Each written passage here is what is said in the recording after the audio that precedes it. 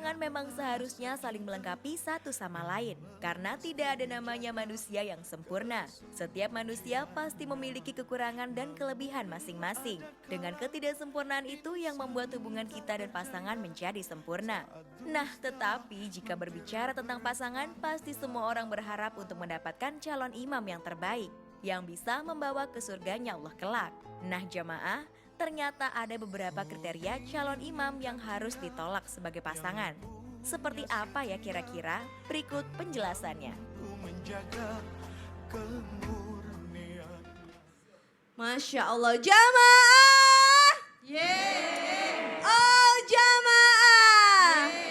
Alhamdulillah. Kita lanjut lagi nih, kita kasih kesempatan buat jamaah yang ada di rumah untuk bertanya. Nah, udah banyak banget pertanyaan yang masuk ke media sosial kita. Yang ketiga nih yang akan kita bacakan dari @diana2945. Assalamualaikum Ustadz, berdosakah anak yang tidak mengakui bapaknya sedang bapaknya sudah meninggalkan si anak sejak dalam kandungan? Nah, itu bagaimana tuh? Ustazah Lulu, silahkan. Ya, bismillahirrahmanirrahim. Subhanallah, karena memang jelas sekali bahwa dosa yang besar salah satunya adalah uquqan ummahat, durhaka terhadap orang tua. Kemudian Rasulullah pernah ditanya, bagaimana ya Rasul? Ini terjadi ketika ada ayah yang memang mengadu. Ya Rasul, saya ingin mengambil harta anak saya. Kemudian Rasulullah menjawab, anta wa malika li abika. Wahai anak laki-laki, engkau dan ayahmu adalah, engkau dan kamu adalah milik ayahmu. Artinya tidak boleh kita durhaka kepada orang tua, terlebih juga terhadap ayah. Kemudian yang kedua, bagaimana? Karena memang ayahnya pergi gitu kan. Kita tahu dulu alasannya perginya apa? Perginya kenapa? Mungkin karena memang mencari nafkah, mencari rizki. Dalam Quran surah An-Nisa ayat ke-34 jelas sekali bahwa memiliki tanggung jawab terhadap laki-laki untuk menafkahi keluarga. Gitu kan. Kemudian ini pun juga terjadi kepada Nabi Ibrahim alaihissalam ketika meninggalkan Siti Hajar. Kemudian anaknya di lembah yang tidak ada tumbuhan, subhanallah, tapi anaknya soleh. Artinya apa? Tetap orang tua mengkomunikasikan bagaimana ayahnya untuk berbakti kepada orang tua. Jadi intinya seorang anak kalau melupakan orang tuanya itu dosa aja intinya ya. Dosa, Berarti dosa ya dosa. besar. Walau Kabair. apapun yang orang tua lakukan kepada kita. Walaupun Ya, meninggalkan ada kita. satu hal yang mas tidak boleh kita taati, tidak ada ketaatan dalam kemaksiatan.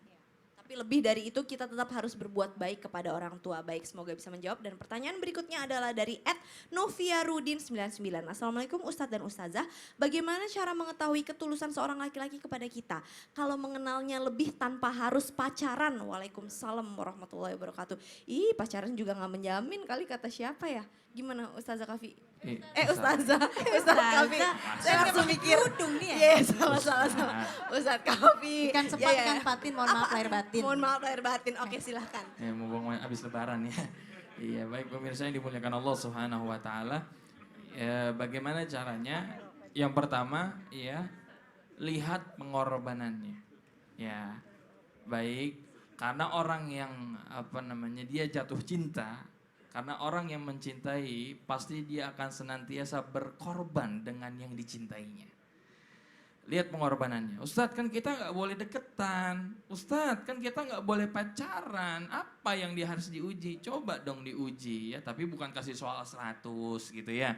Terus suruh jawab, bukan ya. Cobalah kasih kode. Ya, wanita ini kan pintar memberikan kode-kode rahasia yang memang sulit sekali bagi laki-laki itu untuk memahaminya ya. Pengalaman ini.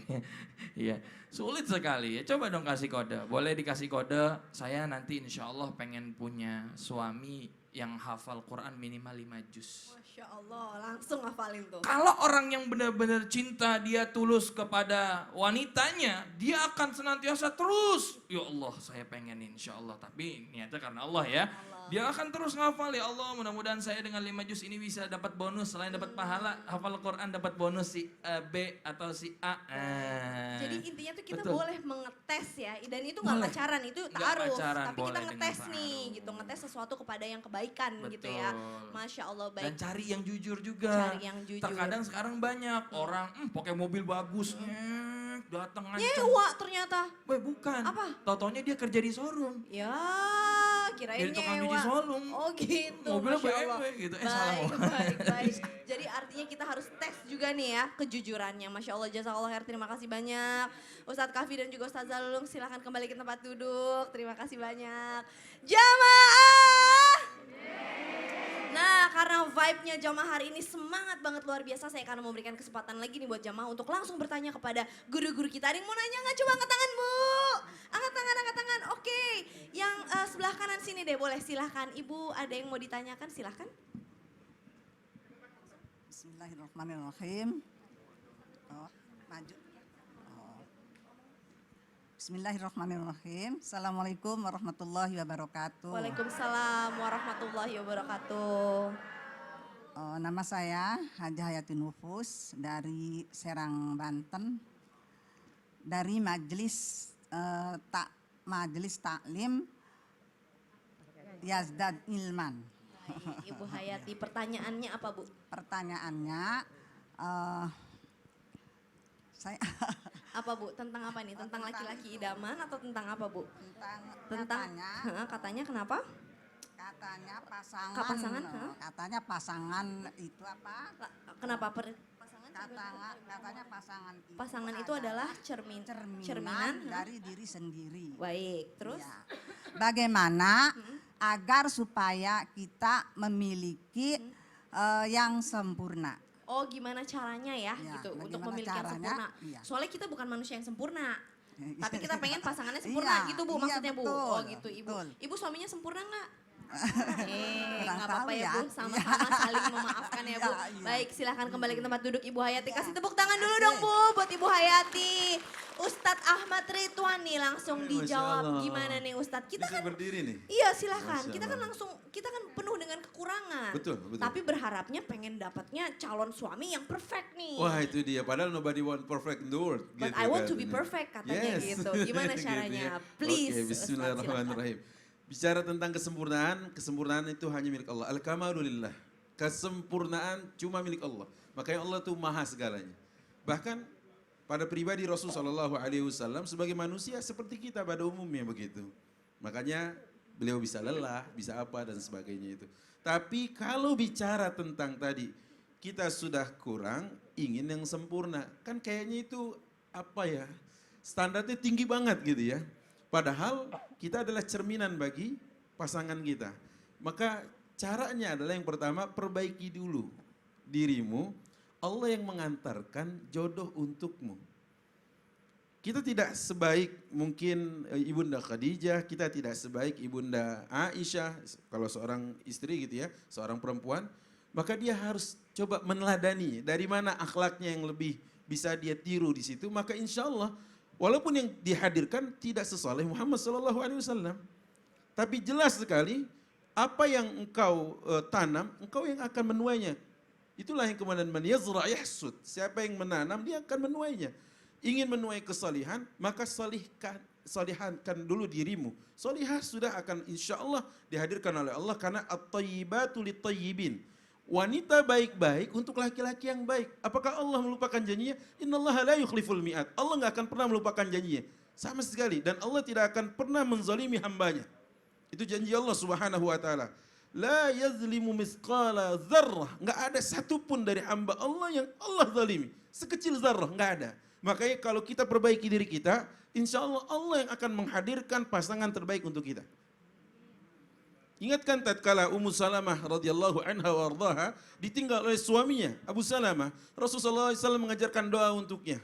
Semoga engkau diganjar oleh Allah atas musibah yang engkau alami hari ini dan Allah berikan ganti yang lebih baik untukmu. Itu kata Rasulullah SAW. Kemudian akhirnya dia berdoa dengan doa-doa tersebut. Allah gerakan ternyata dia adalah menjadi istri Rasulullah SAW. Lihat. Gitu ya. Ya pertama perbaiki diri dulu aja. Karena di situ Allah mengatakan dengan kalimat yang berulang, tetapi sekarang yang laki-laki dikedepankan, wattayyibuna lit-tayyibat. Kalau perempuan baik-baik untuk laki-laki yang baik, maka laki-laki yang baik untuk perempuan yang baik. Padahal ayat Al-Quran sekali saja wajib bagi kita untuk mengimaninya. Bagaimana? Fakaifa idza qurrirat? Bagaimana kalau seandainya diulang? Diulang oleh Allah Subhanahu wa taala. Wa hadza min babit ta'kid, dan ini adalah bentuk penekanan dari Allah Subhanahu wa taala agar kita tidak ragu. Jangan ragu. Benahi urusanmu, nanti Allah yang akan membenahi urusan jodohmu. Ya, pantaskan dulu untuk menjadi makmum, Allah hadirkan imam untukmu. Gitu, Masya Allah. Allahu Akbar. Kaget Anda ya. Seperti itu. Makanya kalau seandainya kita sudah memperbaiki, membenahi diri, insya Allah Allah yang akan gerakan itu. Ya, andai dia di ujung sebelah sana sekalipun, karena Allah yang telah menakdirkan, insya Allah garam dia di lautan, asam di pegunungan, ketemu di mana Bu? Penggorengan. Betul kan? Itu udah Allah yang atur ya. Udah Allah yang ngatur Itu bener itu. banget. Kita tuh manusia udah gak bisa ngatur. Nggak bisa, nggak Udah bisa. nurut aja, baik aja. Buat baik aja. Berbuat baik aja. Allah yang Allah ngatur yang akan semuanya. ngatur semuanya. Baik, bener-bener. Tapi itu kalau saya boleh curhat sedikit, emang bener sih itu Ustadz ya. Kadang-kadang Gitu ya? kita kalau misalkan menuntut sesuatu atau apa gitu, kayak oh iya kita perbaiki diri dulu Nah, sendiri. itu. Tiba-tiba suaminya Ntar jadi Allah baik. bilang begini, emang lu siapa nuntut yang baik-baik, ente nggak baik kan? Iya gitu, tapi bener loh itu loh. Tapi memang perjuangannya untuk menjadi Oh, berubah baik untuk diri sendiri effortnya aja. besar. Itu nangis-nangisnya Masya Allah Ustaz. Luar biasa. Itu Masya Allah. Udahlah nggak usah ngomong terlalu banyak ya nanti Iya, saya curhat curcol di itu sini. ya. Ih, Silahkan kembali ke tempat duduk Ustaz. Jazakallah khair. Terima kasih. Kasih tepuk tangan dulu Bu. Buat Ustadz AR nih. Nah langsung aja kita tadi masih ngebahas tentang ada nggak sih imam atau calon suami buat anak kita yang tadi kita ngomongin baik-baiknya aja, tapi kalau yang seperti ini harus ditolak, ini udah harus dijauhin aja nih. Tadi kan masih keputus nih, langsung aja kita bertanya yuk sama Ustazah Lulu. Ustazah, Iya, Masya Allah. kriterianya seperti apa sih kalau misalkan ada laki-laki yang wah kalau kayak gini nih udah tolak aja langsung gak usah pakai mikir. Iya. Mohon tausiahnya. Masya Allah, terima kasih Kak Caca. Jamaah! Yeay! Oh jamaah! Yeay! Alhamdulillah. Alhamdulillah.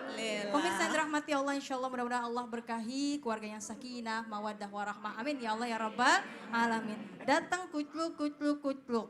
Kira-kira kita terima apa enggak? Bagaimana kalau misalnya benar-benar kita tolak 100%? Seperti apa kriterianya? Yang pertama, tentunya tidak berdasarkan agama. Rasulullah Shallallahu Alaihi Wasallam bersabda, tentunya Bunda dari Abu Hurairah radhiyallahu an. Rasulullah bersabda, tunkahul mar'atu li arba'in. Nikahkanlah wanita. Begitupun juga ini kriteria untuk wanita mencari laki-laki, laki-laki mencari wanita. Pertama, karena apanya? Lima liha hartanya. Kemudian yang kedua lihasabiha keturunannya. Yang ketiga li jamaliha cakepnya. Yang terakhir li diniha fasfar bidzatidin caribat siadak. Lebihkan di agama, maka akan datang keberuntungan, keberkahan. Nggak ada yang sempurna semuanya Bu ya.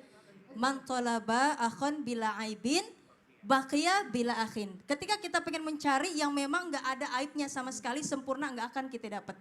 Begitupun juga jodoh. Minta ya Allah mudah-mudahan saya dapat jodoh yang tampan seperti Nabi Yusuf, tajir seperti Nabi Sulaiman, akhlaknya baik seperti Rasulullah. Adanya begitu semuanya. Pasti ada yang nggak sempurna. Tapi yang paling kita tekankan di sini Masya Allah agama. Nah hati-hati kalau datang agamanya mohon maaf tidak seagama maka tolak. Terlebih kita mencari imam seorang laki-laki yang akan menjadi pemimpin. Insya Allah. Ibu jangan sampai hartanya diduluin. Ya, kadang ada hartanya karena memang roda ini ibarat kehidupan berputar. Kadang kita di atas, kadang kita di bawah. Ya, kalau di atas Masya Allah berkah banget, kalau di bawah itu bagaimana? Kemudian hati-hati juga terhadap ketampanan. Sekarang banyak tampan karena memang plastik, cantik karena plastik, pedicure, manicure, tekicure, gitu ya. Tapi cuma pengen dilihat, ya Allah cantik banget gitu kan. Nah ini juga hati-hati, maka hati-hati agama ini paling penting. Ini yang pertama, tolak ketika agamanya tidak sama. Yang kedua, akhlaknya tidak baik. Bu, laqad kana lakum fi Rasulillahi uswatun hasanah. Telah ada dalam diri Rasul suri tauladan yang baik bagimu, subhanallah. Maka senantiasa beruswah kepada Rasulullah. Taraktu fikum amroini in tamassaktum bihima lan tadillu abada. Aku tinggalkan dua perkara, pegang, hidup enggak akan belangsak, hidup enggak akan susah. Hidup enggak akan hancur. Apa yang dua? Al-Quran dan juga sunnah. Kalau akhlaknya enggak baik, tinggalin. Ini sebagaimana kisah Nabi Ismail tinggal di rumah, kemudian bekerja keluar dulu. Datanglah ayahnya menemui istrinya Nabi Ismail. Assalamualaikum, waalaikumsalam. Gitu. Namanya juga rumahnya ini. Kemudian gimana kehidupan rumah tangganya? Ditanya gitu kan. Ya susah. Ini ini bagaimana ya, banyak kekurangan di sini. Sampai akhirnya apa yang dipesankan? Ganti palang pintunya.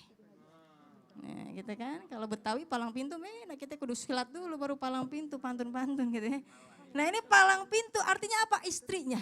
Kemudian diceraikan, subhanallah, datang lagi ayahnya. Gitu kan? Pada hari yang berikutnya ternyata ditanya bagaimana kehidupan rumah tangga. Masya Allah berkah. Allah berikan banyak kenikmatan. Apa kata Nabi Ibrahim terhadap anaknya Ismail? Pertahankan palang pintunya. Akhlak ini penting. Insya Allah. Ketika mengajak kepada kemaksiatan, jangan. Hati-hati ya, naudzubillah min dzalik. Sebelum kita kenalan aja, mohon maaf gitu kan. Sudah ngajak pacaran, naudzubillah min dzalik. Ubur-ubur di sungai, lihat hati-hati kita nyebur dalam maksiat, jangan. Kemudian apa? Yang terakhir senantiasa kita tolak orang yang tidak mau muhasabah diri. Merasa dirinya benar, merasa dirinya paling hebat atau sombong. Naudzubillah min dzalik. Dalam Al-Quran surah Al-Asr, wal asri innal insana lafi illalladzina amanu wa amilus solihat wa tawassau bil haqqi wa tawassau bis. Demi masa sesungguhnya manusia benar-benar berada dalam kerugian kecuali orang beriman, beramal soleh dan saling nasihat menasehati dalam kebenaran, dalam kebaikan. Masya Allah. Jadi Insya Allah. artinya benar-benar di situ ya beriman. Ya. Agamanya harusnya iman. Agamanya, akhlaknya, kemudian Akhlaknya. untuk dirinya hablum minallah bagus, hablum minanasnya juga cakep. Berakhlak baik tuh maksudnya Betul. itu. Beramal soleh baik tuh begitu ya. Betul. Nggak hanya buat dirinya tapi juga buat lingkungannya. Masya Wah, Allah. naga bercisaat, Cakep. semoga bermanfaat. Masya Allah, amin. Duduk ya. Jazakillah khairan. Terima kasih banyak Ustazah. Kasih tepuk tangan dulu dong Bu buat Ustazah Lulu. Saya mau kasih challenge buat Ustazah Lulu. Pokoknya Apa itu? boleh kasih apa tadi namanya tuh pantun. Tapi harus ada bahasa-bahasa Arabnya dong. Nanti Bahasa ya. Arabnya? Nanti dong, Oh, nanti ya, gitu. nanti ya. Coba dipikirkan dulu. Dan sekarang saya akan memberikan kesempatan dulu buat jamaah yang ada di studio untuk bertanya. Ada lagi nggak mau nanya Bu? Coba siapa yang paling semangat? Nanti bisa saya pilih. Oke, kira-kira yes paling belakang sini. Silahkan Bu. Bismillahirrahmanirrahim. Assalamualaikum warahmatullahi wabarakatuh.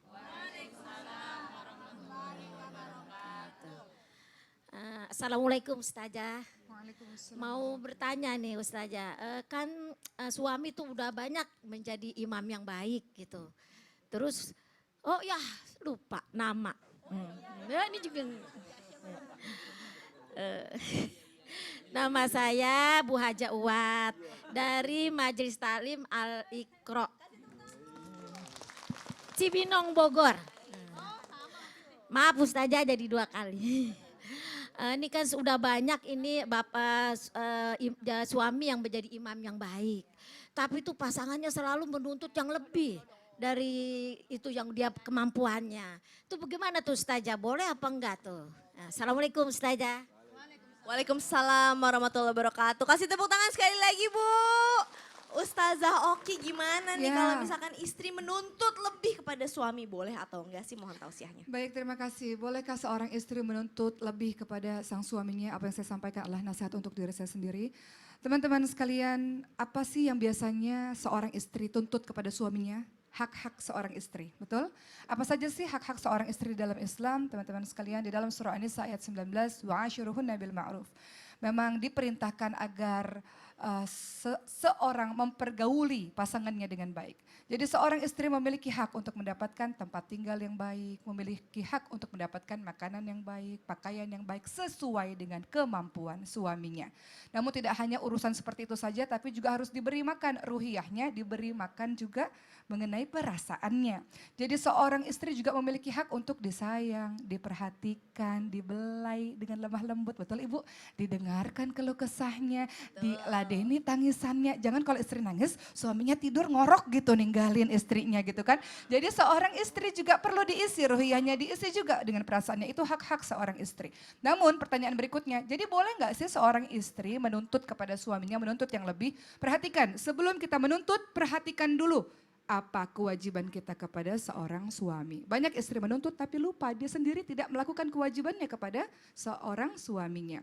Maka sebelum kita menuntut yang banyak, kita periksa diri kita sendiri apakah kita sudah melakukan yang terbaik untuk suami kita. Apa-apa saja sih yang harus kita lakukan. Kalau kita melakukan sebuah kewajiban, kita tunaikan kewajiban, insya Allah kita dapat hak kita, insya Allah. Kalau tidak didapatkan dari suami, insya Allah akan dibalas oleh Allah Subhanahu Wa Taala. Faman ya'mal mithqala dzarratin khairan yarah. Bukankah kebaikan sebiji zarah Allah pasti akan balas. Jadi semua kebaikan, ketaatan kepada suami tidak akan pernah sia-sia, teman-teman sekalian.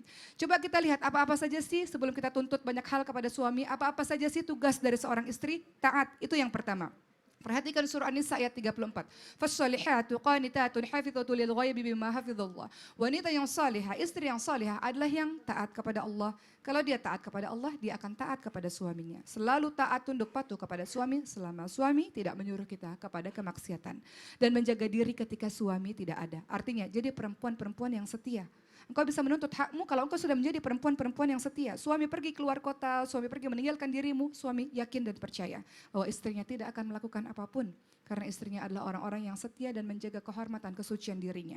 Dan seorang istri sebelum menuntut banyak hal, periksa dirimu terlebih dahulu. Apakah sesuai apa yang sudah dikatakan oleh Rasulullah? Apakah engkau menyenangkan bila dipandang oleh suami? Suami datang, apakah engkau tersenyum? Suami datang, apakah engkau sambut? Atau dengan wajah cemberut? Atau dengan wajah yang masam?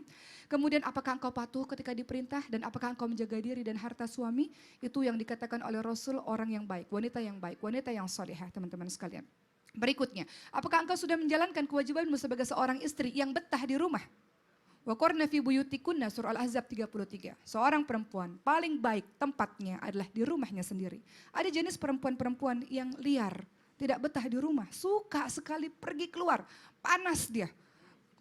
Belakangnya panas, kalau di rumah terus merasa suntuk.